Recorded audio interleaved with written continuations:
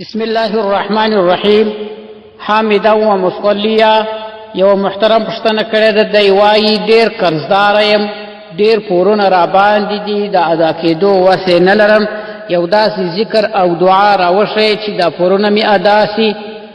د دې پوښتنې ځواب دا دی چې د پور د ادا کولو دپاره په شریعت مطهره کې روحاني نسخې زیاتې راغلي، خو په هغو کې زه دوې کره او ډېرې مجربې نسخې درښیم.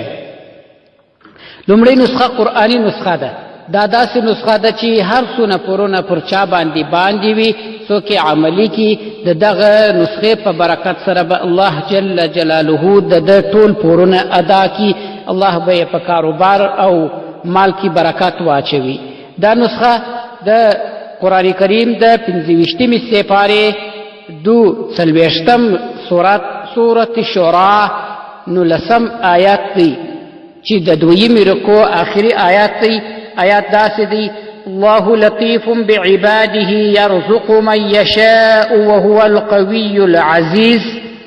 دغه آیات چې څوک د سهار تر لمانځه وروسته 80 ځله ووایي، الله جل جلاله به د ده ټول پورونه او قرضونه ادا کړي.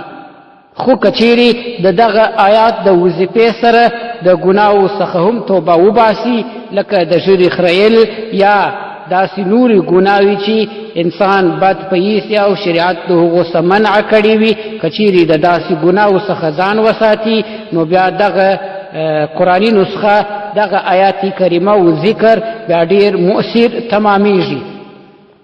او دویمه نسخه هغه نبوي نسخه ده. د امام ابو عیسی ترمذي په خپل سنن ترمذي کې د حضرت وائل څخه روایت کوي چې نبی حضرت علی کرم الله وجهه ته یو مریی رالی، هغه د خپل بادار سره داسې خط لیکلی و چې زه به تا ته دغه نه پیسې درکوم، بیا زه آزاد یم، که مې نه کړې در نو بېرته ستا مریی یم.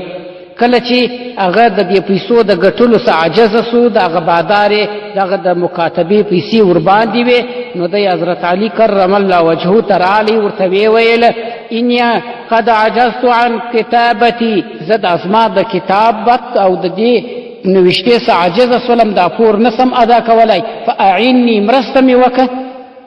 حضرت علی کرم الله وجهه ورته وایي: الا اعلمک کلمات، آیا زه تا ته داسې کلمې در ونه ښیم علمنیهن رسول الله صلی الله علیه وسلم، چې هغه کلمې ما ته علیه السلام را ښوولي دي. لو کان علیک مثل جبل صبیر دینا، که پر تا باندې د صبیر د غره په څېر پیسې باندې وي، سره وسپین زر پوروړي یې، اداه الله عنک، الله جل جلاله به هغه ستا له لورې ادا کړي، خدای به دې غاړه وباسي. هغه دعا دا ده: کلماتي اللهم اکفینی بحلالک عن حرامک واغنینی بفضلک عمن سواک. دغه دعا چې څوک وایي، الله جل جلاله به یې ټول پورونه ادا کړي.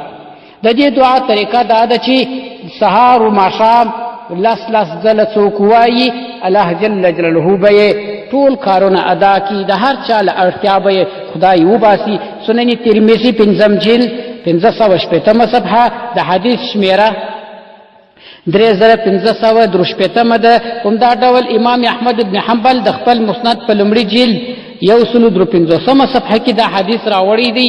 1313 شمیره د حدیث ته. امام حاکم په خپل مستدرک اول جلد 221 صفحه کې راوړی.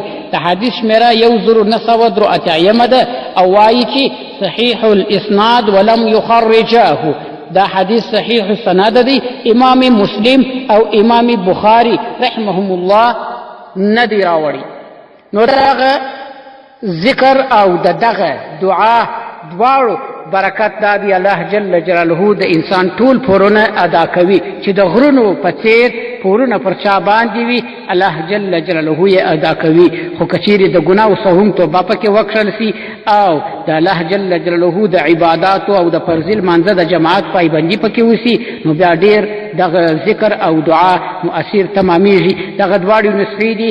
زه دغه دواړې نسخې په لیکلې بڼه باندې هم تاسو ته درلیږم. والسلام علیکم ورحمة الله وبرکاته.